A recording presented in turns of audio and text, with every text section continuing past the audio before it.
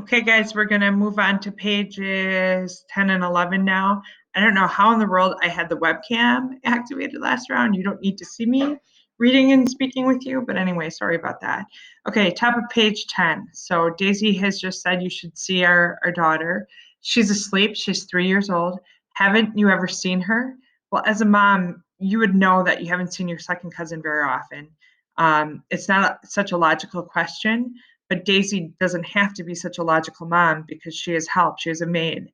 She has a nanny to take care of her daughter. You're going to find out that Daisy has to do none of the hands-on hard work of raising her own child. Haven't you ever seen her, Nick? Never.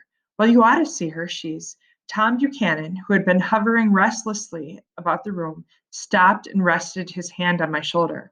What you doing, Nick? I'm a bond man. Who with? I told him. Never heard of them, he remarked decisively. And when Tom says I never heard of them, um, it's like money speaking. So if Tom hasn't heard of them, who are you working for, Nick? This can't be anybody who's worth your time, sort of thing. This annoyed me. Nick should be annoyed.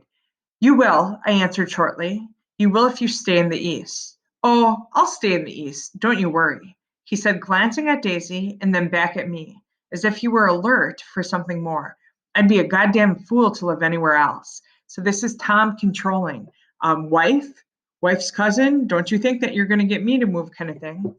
At this point, Miss Baker said, absolutely, with such suddenness that I started, meaning started as in jumped.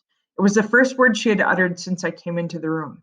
Evidently, it surprised her as much as it did me, for she yawned, and with a series of rapid, deft movements, stood up into the room. I'm stiff, she complained.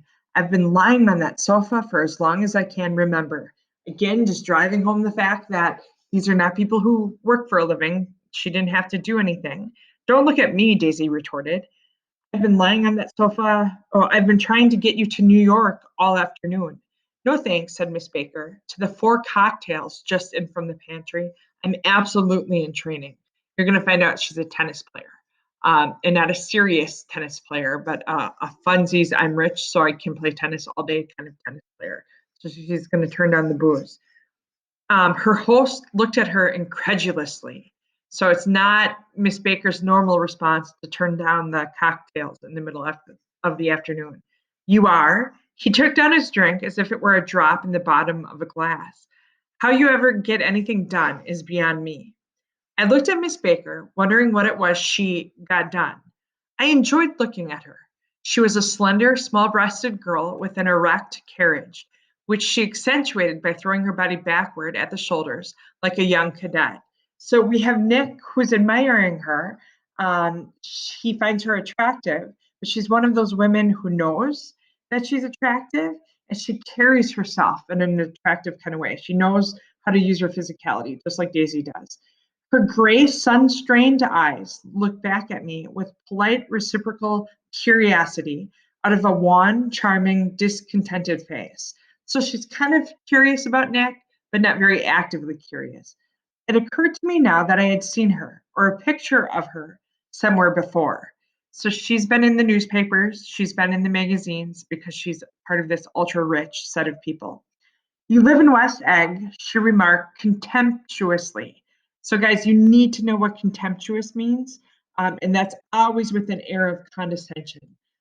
So she sees herself as above Nick because he lives in West Egg. I know somebody there. I don't know a single. You must know Gatsby. Gatsby? Demanded Daisy. What Gatsby? So notice this. It's the first mention of Gatsby really in the novel. Nick in his flashback early chapters had mentioned that Gatsby was his neighbor, but now that his name came up, we have Daisy demanding Gatsby?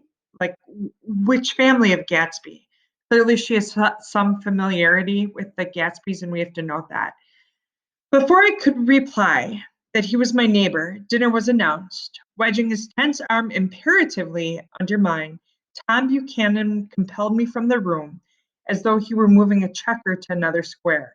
So Nick has no choice but to move because that's what Tom does. Physically puts his arm around somebody, you are moving, you don't have a choice in that kind of thing. Slenderly, languidly, their hands set lightly on their hips, the two young women preceded us out onto a rosy colored porch, open toward the sunset, where 4 candles flickered on the table in the diminished wind.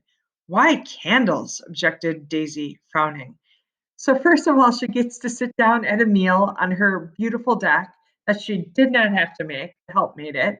And it's being served for her. And she's critical of the fact that the ambiance is being set with candles. She snapped them out with her fingers. In 2 weeks, it'll be the longest day in the year. She looked at us all radiantly. So we know, guys, it's June. Pardon me. Do you always watch for the longest day of the year and then miss it?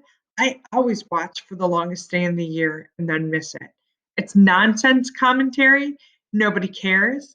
But this is what she gets to talk about because she has nothing else to do all day.